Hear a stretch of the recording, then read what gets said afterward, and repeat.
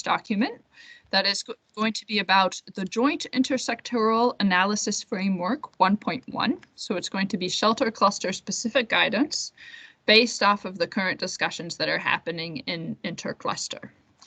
So that will be our agenda today. Without further ado, I'm going to turn the presentation over to Augusto, who's going to walk us through what's been going on in the WASH cluster and how they've defined severities and vulnerabilities within a WASH sense. And there's also some pilot studies, as we can see, with a beautiful map of Afghanistan in the background. Okay, Augusto, over to you. Thank you very much, Renee, and hello, everybody. This is Augusto Come from Reach Initiative. I'm based here in Geneva. So this first presentation aims at outlining a bit the work, very similar work that we have been doing with the WASH cluster.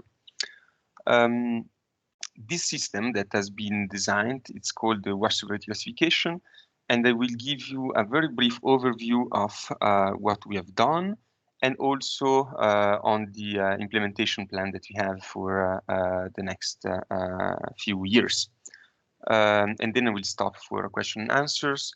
The purpose of this presentation is really kind of a teaser, and also to show that, in fact, this is possible, this has been done. There are examples out there that can provide some good indication for the way forward for shelter as well.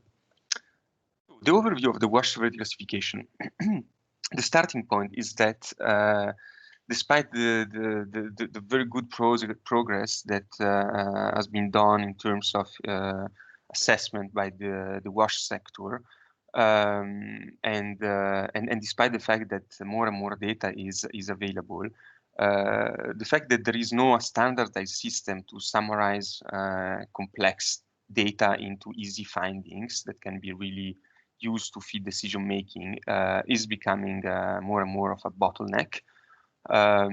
Very often the HPC milestones are criticized both by partners, the donor community, because they fail to embrace a solid evidence-based approach, and therefore the sector faces challenges related to evidence-based advocacy, being able to identify funding requirements, mobilizing resources, and probably most importantly in allocating the resources in the most effective way. So what is the WASH severity classification? Is really the equivalent of the IPC system that is used by food security. It's a process to build technical consensus among, what are the most pressing needs for a WASH in a given population, a recognized interagency set of tools and protocols that able to classify the severity of those needs, and also to understand what are the drivers and the vulnerabilities that underlie those needs. And it's also a process to support decision making, to ensure that there is a rigorous analysis of WASH conditions that consolidate a wide range of data sources that are available. The key points of this system is that it's enabled to classify geographic areas within a country in different phases, that enables to really have an evidence-based targeting. It enables also to quantify the number of people that are in different severity phases. So you can differentiate the degree of urgency to better tailor or timing the intervention. And then you can obviously, if you apply this system over and over, year after year and in different countries, you're able also to draw comparisons over time and across countries, which is something that we cannot do right now in WASH and in shelter. So in practice, how does it work? It works really like the IPC system. We bring all the actors, the WASH actors in country all together with all the data sources. We prepare those data, we pre-analyze them. We train the WASH actors on the analysis protocols so that they are familiar with the protocol and they can apply them in a standardized way. The actors then, through a joint analysis workshop, apply those protocols, and then the severity of the wash conditions are calculated and established, and then the results are written up and then packaged into information products that can be that are easy to use to inform the response. I don't want to go into methodology details. We have a manual like the IPC manual for this, but in a nutshell, so we have a preliminary quantitative model that provides preliminary findings. This is super quantitative, and we do this ahead of the workshop. Then during the joint analysis workshop, we adjust these preliminary findings, taking into consideration a very broad analytical framework that includes socioeconomic dimensions, data on wash systems and services, on contributing factors, most importantly on public health outcomes, etc. And according to the protocols, we adjust those preliminary findings. And then we establish the final classification and the distribution of the people in need in the different severity phases. So the implementation plan and the governance. So what we have been doing so far. So we started in 2019 with a kind of inception phase where we interviewed a lot of WASH practitioners, just to make sure that we were clear on the objectives and the way forward. Then in 2020, we developed a prototype of this severity classification methodology. And we tested in this prototype in 2 countries, in a few provinces, in Burkina Faso and in Afghanistan. And then based on this, we readjusted the model, and we released the first version of this methodology in April 2021.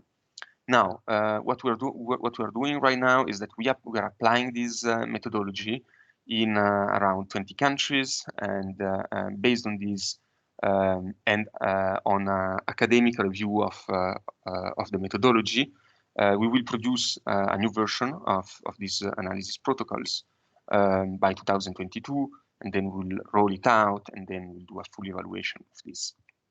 Lot of work, as you can imagine, but also a lot of enthusiasm around this, including from top management of key WASH agencies globally.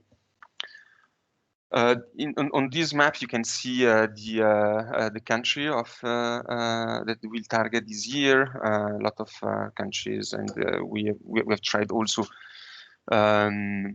to make sure to apply the protocols in a very broad range of contexts to see how the model behave in different settings.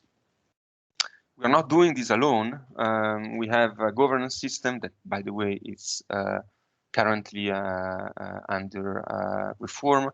But all this has been done in the framework of a technical advisory group. You see the agencies that are participating there that helped us really to fine-tune the protocols, to develop the protocols. That were the legwork was done by the development team that is mostly composed by rich people and a few consultants. But this technical advisory group played a really important role. Then we have a steering committee. You see the agencies there as well. The steering committee is there mostly to endorse stuff that the technical advisory group has validated, and also it's there to advocate for the WASH severity classification and also to take strategic decisions. We are also launching a community that is something broader, just to keep all the partners updated on the process and to engage with the WASH community overall. At the country level, we have a team. We often go through the coordinator and the government if possible, and because it's easier to convene those big joint workshops, and also because obviously there are those coordination platforms in place, and it's just the perfect match. that's it. I don't want to be too long on this, also because there are other agenda points, but I just wanted to share this interesting experience that could be very valuable because obviously we've generated a lot of lessons learned as well, and that could really help out the shelter sector also in developing something similar. Over to you, René.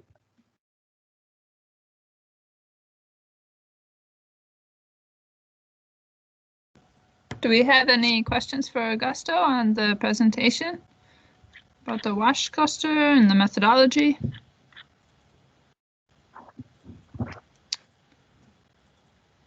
see a hand. Yes, Okay, René, I saw Richard first. Yes, go ahead, Richard. Thank you very much, Augusto. That's very interesting. How does that fit in with OCHA's work? How are they receiving that? How are they integrating it into their different methodologies that they seem to be creating as they go forward? So I was just wondering how that relationship is. Thanks. So OCHA has not been involved in the development phase nor in the technical advisory group, but has been consulted several times on the governance during the inception phase.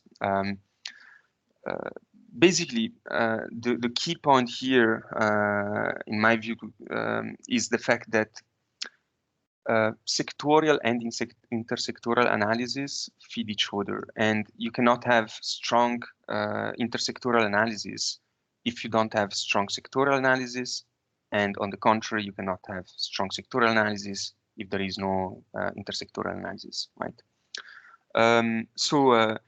If you take the case for the IPC, for instance, OCHA uses the IPC extensively in the intersectoral analysis process because obviously it's a key dimension, right? When you look comprehensively at the needs of an affected population, food security is obviously central.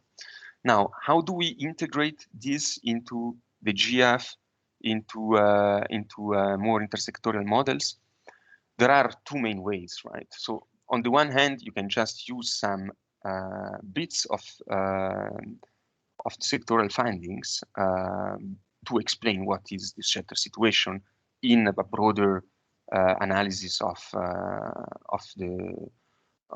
the needs of a certain population, right?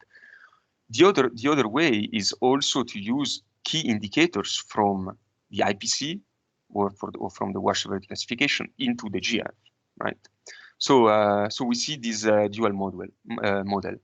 Now, what's gonna be very interesting this year is when we have this kind of analysis for a few full countries, then it's gonna be very interesting to see how we can make the best of this in the framework of the HNO, because to be very frank, this kind of WASH analysis would not be just very important for the WASH sector, but also for other sectors that are for which WASH is super important. I think about education, I think about health, I think about nutrition, I think also about shelter to a certain extent. So this is my first reaction. But there is no hostility. This is definitely what I can say. All right, thanks, Augusto. There was another hand. Makan, did you want to ask a question? Hello, everyone. I'm sorry, my English may not be that good or comprehensive, but I think that my question is already addressed. It was about the coordination, the intersectorial and sectorial coordination and the integration. How it will be taken in account with the JIAF to see, to better clarify the severity and all those things. That was my question, but I think it has been addressed. Yeah, and also just to respond, Makan and Richard, we will be actually having a dedicated agenda point, which will go more into what is the current discussions going on globally. That will influence the implementation of the JIAF or JIAF, however you want to pronounce that acronym. at global level, and we will be introducing shelter cluster specific guidance about how you guys as shelter cluster teams should go about the various steps of that methodology. So we will be getting into that later in the agenda. Any other questions on the WASH severity classification system?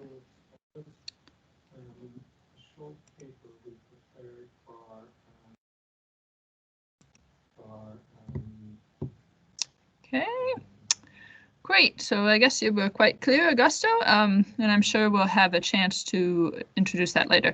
Now I'm going to turn it over to Neil, who did quite a bit to chair our shelter cluster vulnerability classification working group when it was first in practice. And for those of you who joined the chat, we're going to post a link again to that working group. But now I hand the floor over to Neil to update us on the previous work that the Shelter Vulnerability Classification Working Group was doing. Over to you, Neil. Thanks, Renee. First of all, just a quick bit of housekeeping.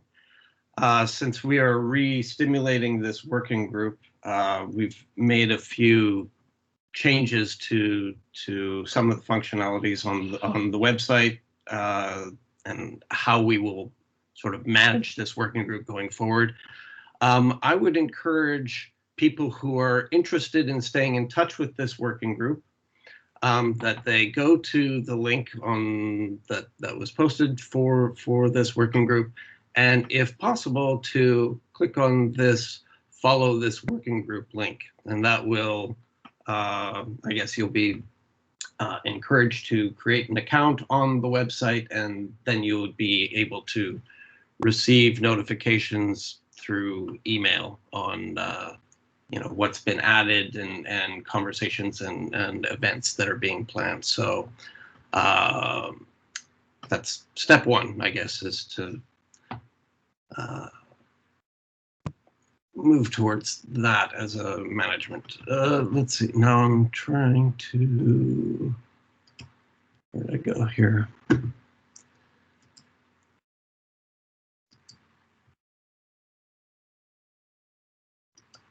Now, we'll be, oops, sorry.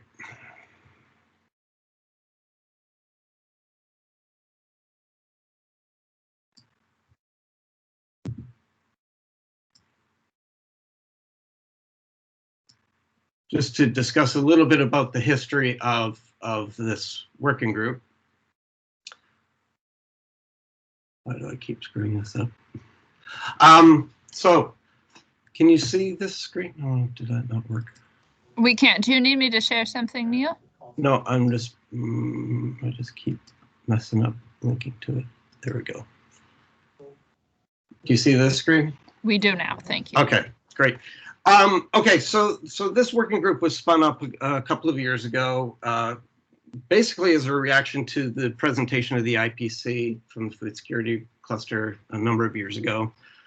It was recognized that we had a few challenges in the shelter sector. One pretty dominant problem that we had is it still sort of persists in my opinion, is that we don't have a shared language on what we mean by shelter vulnerability, how we approach defining what shelter needs are, and how we prioritize people for humanitarian sheltering assistance.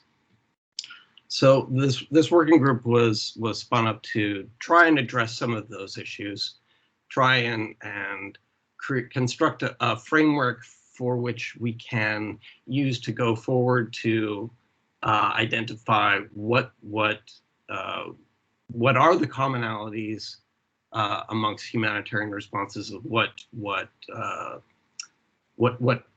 attributes of the response do we want to describe or measure to consistently define what it is that we're trying to achieve through shelter programming. So the working group was spun up, and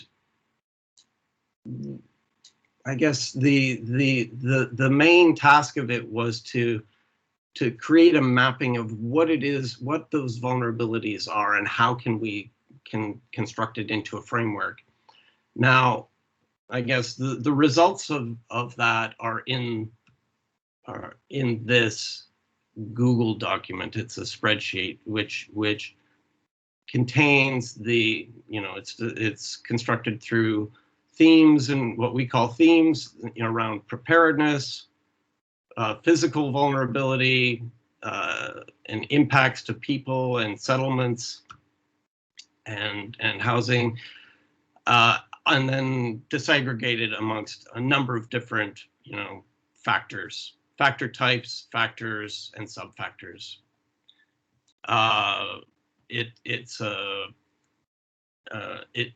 It was developed through the working group as a bunch of individuals trying to establish what these definitions might be. We looked at a number of different sources, including Sphere and some guidance from different countries. And then we, through a couple of venues, we opened it up for comment and additions from outside individuals at some of the global meetings.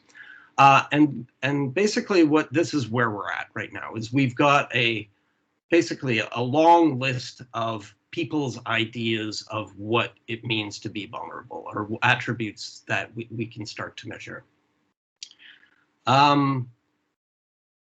In my opinion, this is far from being complete. It's simply a mapping of ideas, and a lot of the factors and subfactors right now, the way it's laid out is that any, let's say, one subfactor, let's say, adequate living space, belongs within a certain category. Well, it may not always be the case that sits within a single category. So one way that this may need to evolve going forward is to allow for a more dynamic and flexible way of using these definitions of vulnerability, so that at a country level or a particular response, you have more ways of, you can contextualize it more for the needs of that particular context. So that adequate living space may also have attributes within other categories. So I guess moving it towards the possibility of a many-to-one relationship. And also the framework also should include ways of flexibly prioritizing certain factors over others. In a natural disaster, some attributes may be more important or create more vulnerabilities than, say, a protracted crisis. All this to say is that, I guess, what we hope that this working group moving forward will do is to help define a more common approach and methodology for our sector, but also to dovetail in with some of these other initiatives that are going on. Like, you just saw the WASH one. I think it's in our interest that we move along with some of our closely related clusters, but also, and we'll talk more about this coming up, is one of the reasons why this working group has stalled a little bit is because of the JIAF work and the work being done intersectorally or interclusterally. That as an initiative took a lot of the oxygen out of us moving ahead in our own shelter approach. So now with it appears that things with JIAF are settling down a little bit, and lots of debatable issues going forward to how that process is going to move forward. At least now we can take that as a bit of knowledge, and we can resume work on getting our own shelter house in order on this as a definition. That's about all I have at this moment, but all of these materials are available through the website. Again, I encourage you to follow the working group, and I'll open it up for any questions now.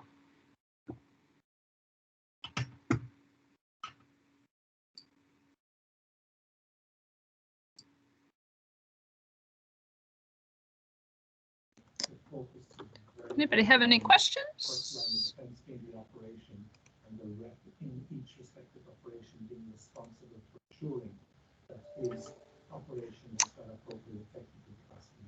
Okay, I'm not seeing anything.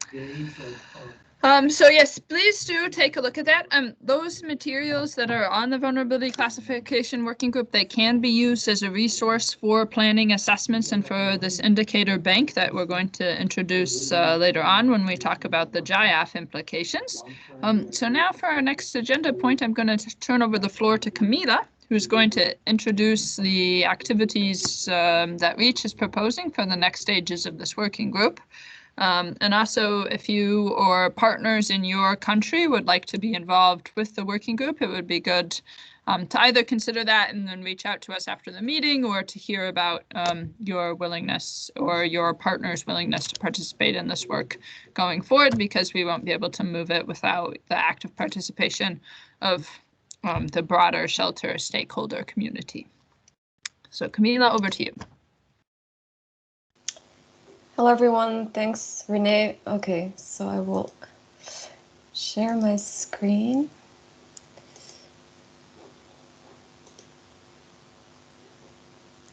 Okay. Can you just confirm that the presentation is appearing?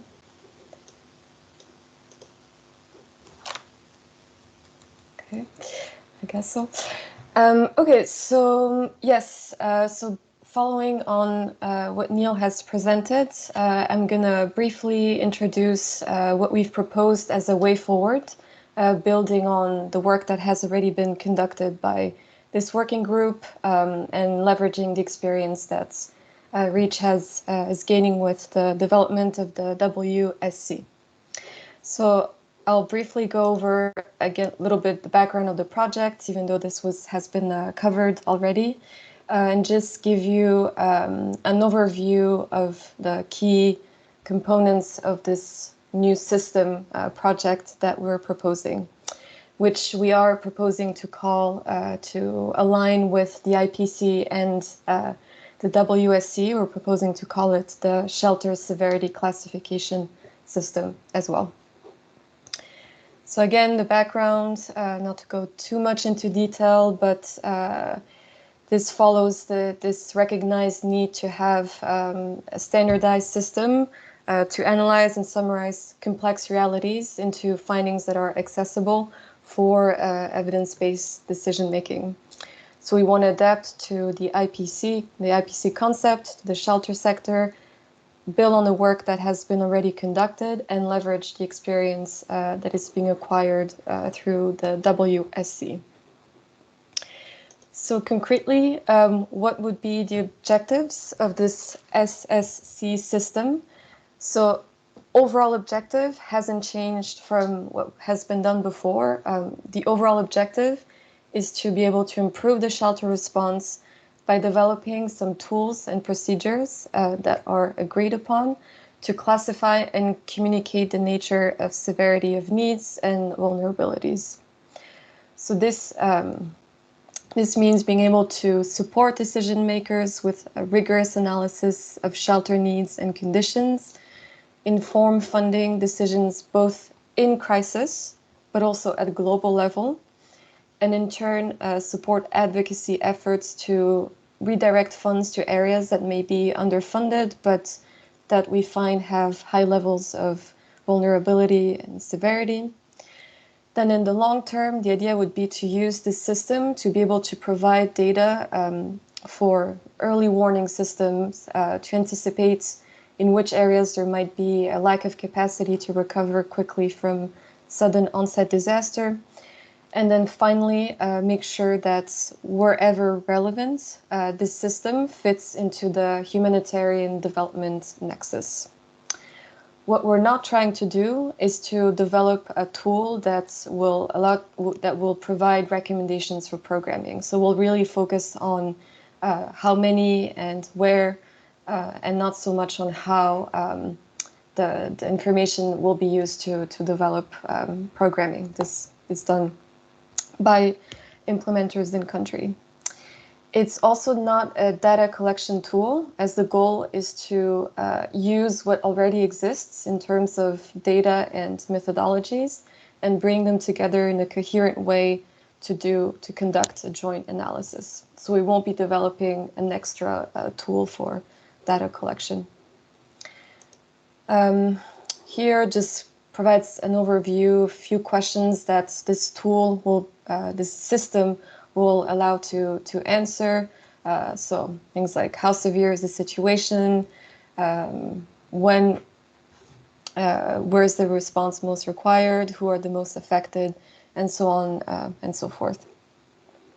So typical questions that arise during decision-making by coordination platforms in countries' crisis. Some key features of this system, so they align to those from the IPC and the WSC. So the idea is to have a system that uses a 5-phase approach, which means that in between crises, but also within the crisis, we'll be able to classify areas depending on a level from 1 to 5 of severity, similar to what is done with the JIAF as well. The idea is to do this through consensus building, which means that the analysis will be done by bringing together all relevant stakeholders in country. So depending on the context, this can include so humanitarians, of course, but then also from the development sector, government, and others. That's similar to what is done with the IPC. As mentioned, the goal is to use a variety of data sources and methodologies to develop standardized tools that will allow to do analysis and compare the analysis through space and time, and also to look at current severity, but also forecasted severity.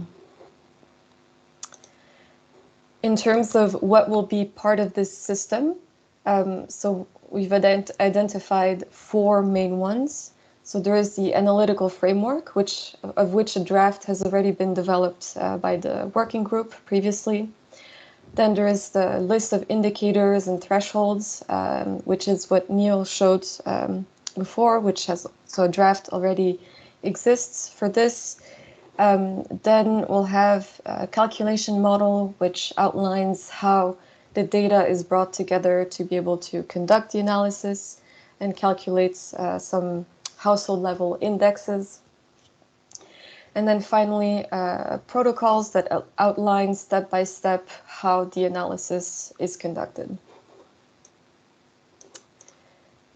So how will this be developed? So there will be a development team that will work on developing the components of the system that's I presented before, and it will be supported by 2 governance bodies. So a steering committee, which is essentially the Global Shelter Cluster SAG, whose role will be to endorse and provide strategic guidance throughout the development of the system. And then there will be a technical advisory group whose role will be to input different tools and validate as well. This is a long-term and complex project, and because of this, similar to the WSC, our approach to it will be phased. So the idea is to focus right now on the development of a prototype version, which will be tested through small-scale pilots. Then it will be updated, implemented in large-scale pilots with broader consultation, capacity building, and updates to the previous version. And then finally, in the long term, will be rolled out as a tool that is used by countries throughout. And to note that at the moment, we have funding for the first phase only. So this is what we'll be working on for the next year through the partnership with the Global Shelter Cluster. And concretely, so the work plan for this phase 1. So right now we are in the early phase of developing what presented here. So the concept of how this will be rolled out, what it will look like. So this is what we're doing now and finalizing. Then we'll look at what already exists and see if any updates are needed. Then throughout the summer, the idea is to provide these updates that we may have identified and develop the tools that don't exist yet. So the calculation models and the analysis protocols. Then throughout the months of the fall, we'll finalize this pre-prototype version and test it through dry runs, which means that we'll use data that already exists and just apply the model to see if it makes sense and what the findings from that are. And then early next year, we'll pilot it in countries. So there'll be 1 or 2 small pilots to be discussed in coming months. And then by the end of, so within a year, the idea is to finalize this first version of the SSC. I will stop here in case there are any questions or if colleagues want to add anything to this. Thanks a lot. Do we have any questions for Camila based off of the plan for the new working group?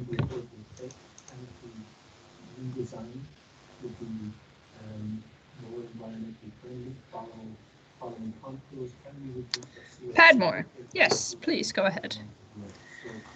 No, thank you for the presentation, Camila.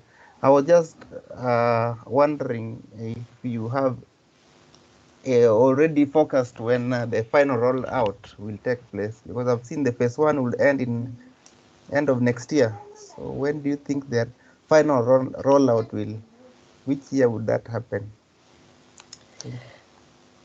So rollout for pilots are planned for early next year, but the rollout of the system as something that is used by countries once the tool is finalized, that won't be for the next couple of years.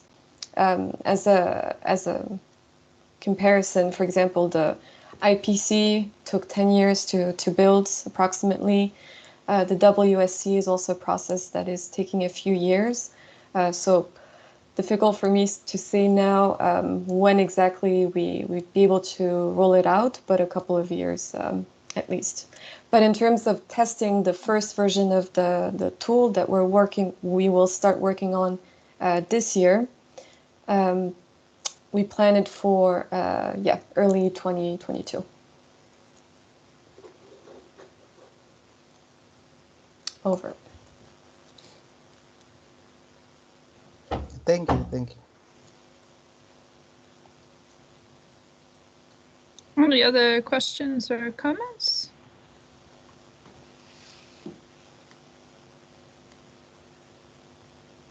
Okay, thanks a lot, Camila. So if there's any other feedback or you want to get in touch, don't hesitate to email either Neil or myself, and we can put you in touch with Reach. As I said, we're looking for more regular participation in the working group going forward, because of course a lot of these steps of like checking existing tools, checking existing methodologies at country levels, they will require your participation as shelter cluster teams and as shelter cluster partners in order to get the methodology that works the best for the shelter sector. Now I am going to present to you the new shelter cluster specific guidance on the JIAF. So before I turn on my presentation, I am posting in the chat the link to the specific documents, which is about 4 pages long. So the justification for this guidance came about due to the fact that as you may have seen or you may have heard, that the new existing, yes, the new existing, let's see, does everybody see my screen? Please speak out because I won't be able to see the chat.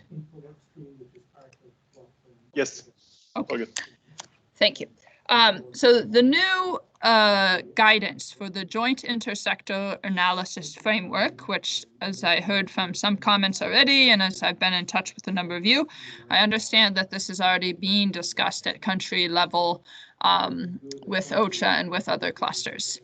So in this past, we are in the month of May, so in this past 5 months of the year, we have been meeting as a shelter cluster team with other clusters and with the program management unit of the Joint Intersector Analysis Framework in order to make some revisions, which has resulted in the guidance of 1.1. So as we understand, this guidance will be quite a long document. It will take you one time to read it, 5 hours plus of reading. So, and we know that you're very busy people, especially if you're working on a country cluster team. So the purpose of this guidance note that I posted in the chat is to simplify each step of the shelter cluster guidance, of the JIAF guidance, not the shelter cluster guidance, by linking it with in shelter terms and what you might have to do. Now, intersectorally, the reason why there's a new version of the JIAF is because of some of the difficulties and challenges that were encountered in the previous year. So one of these was a heavy reliance on multi-sector needs assessments and as the only source of data. So in the guidance, we elected to put only in brackets because it's possible that maybe it was not a multi-sector needs assessment only, maybe it was only government data, or maybe it was only IPC data. But basically, the idea is that instead of looking at multiple sources of information, one source of information was given much more weight than all the other sources.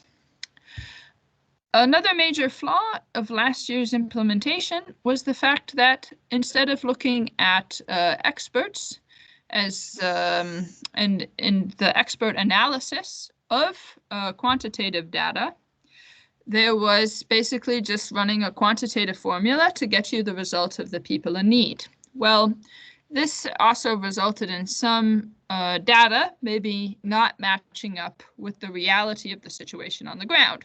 Or maybe if you're a shelter cluster coordinating in a certain response, maybe your partners are telling you very different information about what they're observing than what data may say. So that the other flaw of last year's approach was an overt reliance on quantitative methods over qualitative observance, or even lack of understanding of how different indicators that make up the 7 components of adequate shelter may be analyzed together. Then there was also issues with data scenarios. So those of you who know about the Joint Intersector Analysis Framework, you will remember that there's 2 scenarios for data analysis, and so we're going to cover that a little bit later in the presentation. But these are kind of the reasons why all the clusters agreed that there needed to be a revision to the guidance. Now, this year, what they have decided is that there's only going, the reason why it's 1.1 is because they don't want to revise it entirely. So so a lot of the steps to the JIAF will be similar to last year with slight improvements.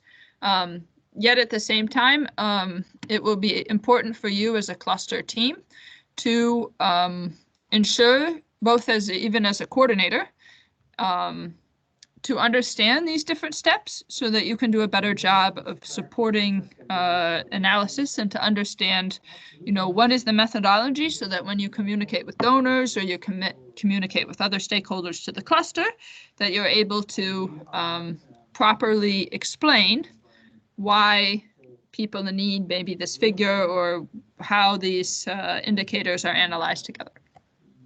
Okay, So the shelter cluster guidance, as I mentioned, breaks down this longer guidance into a brief 4-page step-by-step. In each step, we have aimed to describe what you as a shelter cluster team need to know. We have included relevant links to the coordination toolkit and to the information management and assessment toolkit. We would like to say thank you to many of your country teams who've shared with us indicators or frameworks that you have used in the past. We have started to add them, and I'll post that in the chat, to the information management and assessment toolkit section on identifying people in need. So there you will find some examples from Yemen and Niger, which are both use of scenario B examples. But you also find examples of indicators from Burkina. You will find some from, I think, Venezuela in the past, and many other clusters. So thank you. And if you would like to share with us from your country context, please do share with us, because the JIAF is a relatively evolving and new methodology. So the more information we have of how you've interpreted this into your context, the better. Context, perfect little segue, is that one of the problems with the JIAF and one of the big challenges is that it's a very top-down methodology. So it has been made by global practitioners, and then it basically gets quote unquote tested out when the HPC process begins. So that's not much of a test, because if you're doing this methodology, it's informing now the big bulk of your H&O. So in the shelter cluster guidance, we have made a link to an indicator bank of shelter indicators from various assessments. So it's not complete, it's a Google Doc. So what we would like you to do as cluster teams is we'd like you to add in indicators there.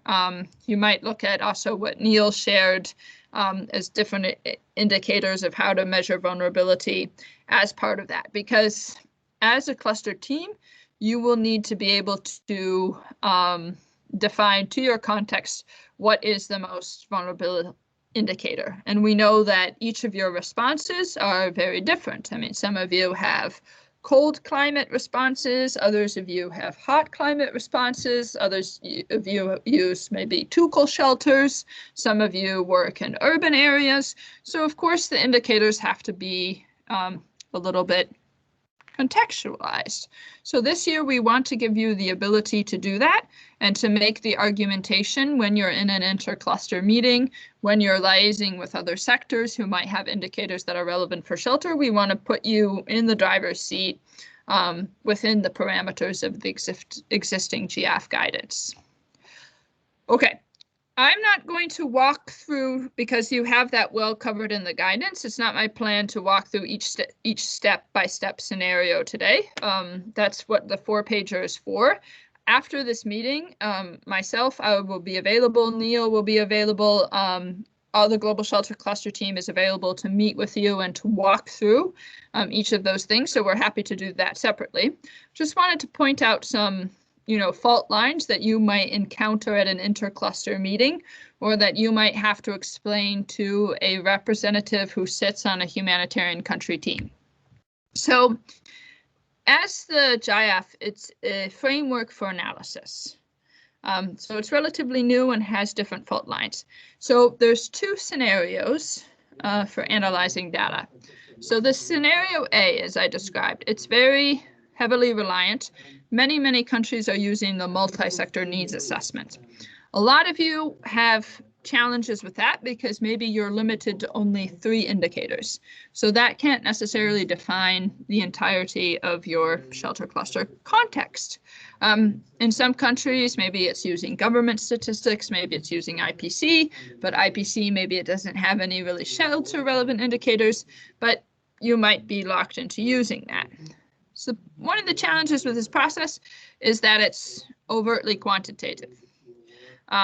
So again, this is where it comes into you as a, as your partners, as a representative of your partners, to advise on how do we actually analyze shelter? How do we analyze living patterns? What types of shelters as a minimum? What are the types of shelters that people are accommodating in?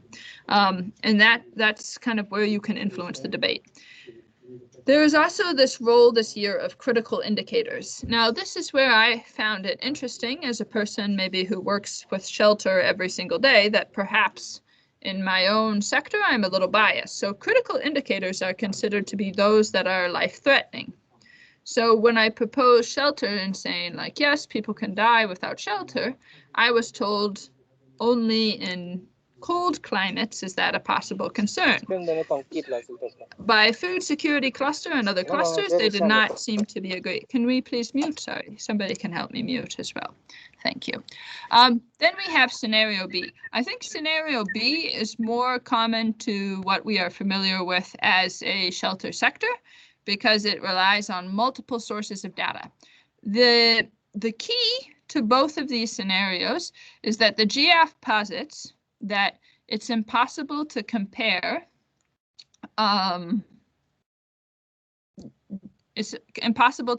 between data sets, because scenario B introduces the fact that your sample size isn't the same. So it's impossible to say that shelter indicators of this one specific household are exactly the same as maybe another data set or another focus group where a household that wasn't included in the quantitative multi-sector needs assessment is the same. So usually what we're advocating for, especially as coordinators and especially as information management officers, is that it's better to have multiple sources of data to make a holistic conclusion and a holistic human interpretation of what's going on based off of multiple sources of data. The JIAF controls that risk by relying on only one sample size. So that's the key difference between the things. Likely in data where they have a multi-sector needs assessment, you might be pressured into using scenario A. But in a lot of contexts where we don't have a lot of data, there's a good argument to use the scenario B in the data, because then you can say, okay, I have several sources of information. By my 5W, I actually understand that that place is not as vulnerable because maybe I have 10 partners doing implementation in that area. So that means that the need is not as great. And also I understand from what my partners are observing that there's a lot more people in vulnerable areas in this area versus another. So scenario B enables that. But because we're dealing with an overtly quantitative formula, the scenario A is often what we're exposed to in an intercluster format. And lastly, I wanted to highlight some of the challenges that you might face at country or level that have still not been solved by this new guidance. So one of them was this issue of what does intersectoral people in need mean? So does it mean that because this many people are identified to have shelter needs, that they also have wash and food security needs? That question has not been adequately answered. The other one is this link between the type of indicators that you identify and their various levels of severity. So obviously for us, it's easy as shelter actors to identify damage.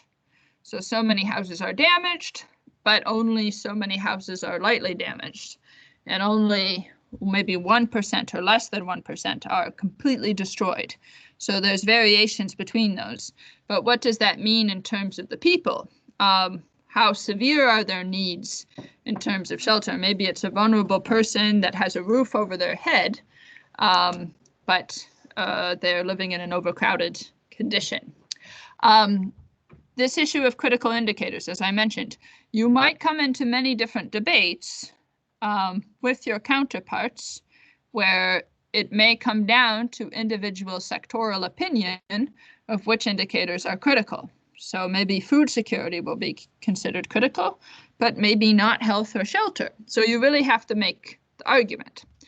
The other challenge is going to be the donor expectations on this. So donors are expecting to have some concrete methodology which enables them to compare needs between sectors and compare needs across contexts. Because of the many flaws yet remaining in the JIAF, it is not yet possible to adequately have donors comparing across contexts, and that's even stated in the guidance for this year. So that's a key thing to know. But you as a cluster team, you have to know that when you're talking to stakeholders, because a lot of times at the humanitarian country team level, at the donor level, it's not that this methodology is well understood. It's just understood to be a methodology for people to adopt. Then the other aspect is this people in need.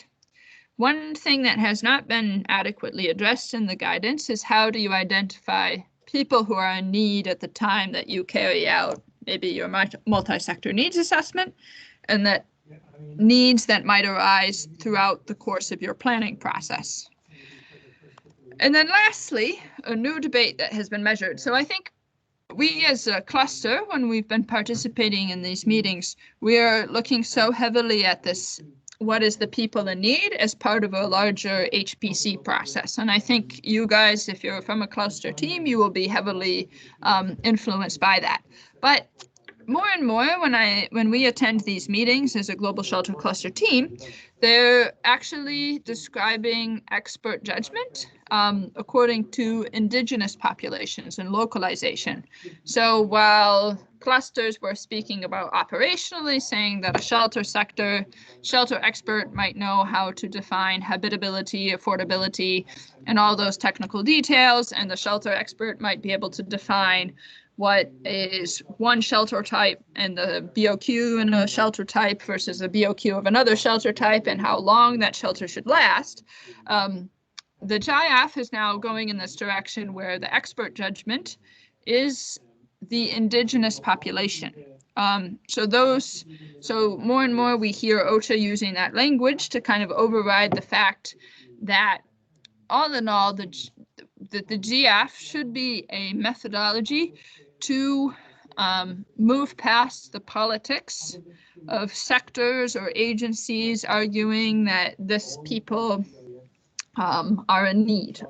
But this is, in my mind, this is almost the inevitable part of the process, because when we deal with data and data interpretation, we ultimately end up in political things.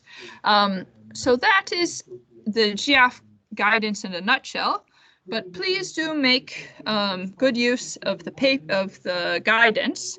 And also, just as a reminder that your global shelter cluster focal points are very happy to meet with you and to discuss your issues and also to review indicators. So many thanks to those of you who have shared with us. Indeed, the JIAF continues to be a big project. There's actually an ongoing independent review going on now by Yale University, which should bring some interesting highlights for us. But yes, it continues to grow and evolve. So I won't take too much more of the time. That is a bit of the JIAF in the nutshell. I'm going to open it up for questions. Let me just navigate to my screen. Are there any questions on it? Continuing to work on profiling in a more urban context. So there's strong synergies there. I mean, I don't want to bring in. I see no questions. But you know, as we get into this, we can start having chats on a technical level with our colleagues and we have a preference. Okay, I see no questions. I don't see anything in the chat. Yes, so many thanks for your participation in this working group today. Basically, what we wanted to highlight is all these ongoing working processes to better identify people in need and to help in better analyzing shelter conditions for your responses. As I mentioned, we as a global shelter cluster team are available to you, and then we would like to see your continued involvement in the shelter cluster vulnerability working group and in advising our colleagues from REACH going forward. So yes, any parting words from Neil or Augusto or anybody? Nothing from my side. Same, René. Just thank you very much for the facilitation. Great. Okay, well, with that, I wish everybody a wonderful day, and we will be in touch. Thank you very much.